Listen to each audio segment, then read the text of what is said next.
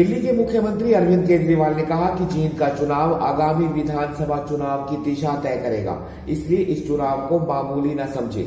जननायक जनता party के उम्मीदवार दिग्विजय चौटाला के पक्ष में वोट मांगने आए केजरीवाल ने हरियाणा के मुख्यमंत्री पर जातिवाद फैलाने का आरोप भी लगाया। इस दौरान उन्होंने उदाहरण देते हुए कहा कि निगम चुनाव में हरियाणा के मुख्यमंत्री ने पंजाबी होने का हवाला देते हुए वोट मांगे, इसलिए गैर पंजाबी मुख्यमंत्री खट्टर को वोट न दें। उन्होंने कहा कि जब हरियाणा के किसान मुख्यमंत्री खट्टर के पास बर्बाद फसलों का मुआवजा मांगने जाते हैं तो उनका जवाब होता है कि बीमा कंपनी मुआवजा देगी, इसलिए खट्टर साहब वोट भी बीमा कंपनी से ही जाकर मांगना।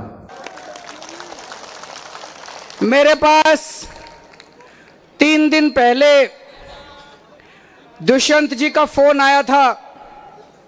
उन्होंने मुझसे निवेदन किया कि मैं जींद में आके जींद की जनता से बातचीत करूं।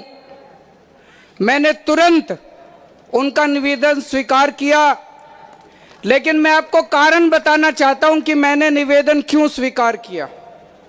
कई सारे कारण हैं। अभी कुछ महीने पहले इनके परिवार में डिस्प्यूट हुआ था, जो भी हुआ था। दोस्तों, आज के जमाने में जहां सब लोग इतने स्वार्थी होते हैं, अगर किसी परिवार में डिस्प्यूट हो तो यो कहोगा झंडा मेरा, वो कहोगा झंडा मेरा, यो कहोगा पार्टी मेरी, वो कहोगा पार्टी मेरी, ये कहेगा डंडा मेरा, वो कहेगा डंडा मेरा। भाई साहब दुष्यंत जी और दिग्विजय सिंह जी ने कहा अपने बुजुर्गों को कि जी झंडा भी आपका, डंडा भी आपका, पार्टी भी आपकी, चुनाव चिन्ह भी आपका।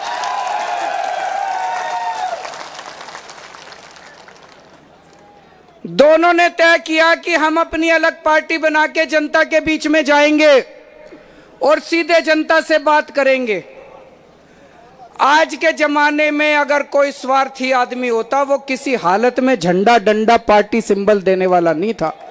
दुष्यंत जी, जिस दिन ये हुआ उसी दिन मेरे मन में आपके लिए इतनी इज्जत बढ़ गई। तरह से खट्टर साहब ने बेड़ा गर्क करा हरियाणा का। यहां पे इतने हजार लोग आज जमा हैं। इतने हजार लोगों में से कोई एक आदमी बता दो खट्टर साहब ने कोई एक अच्छा काम करा हो। ये कैमरे वाले दिखा देना जी। सारे जने मानते हैं खट्टर साहब ने बेड़ा गर्क कर दिया। ये कैमरे वाले घुमा लो जी, जरा दिखा देना आज टीवी में।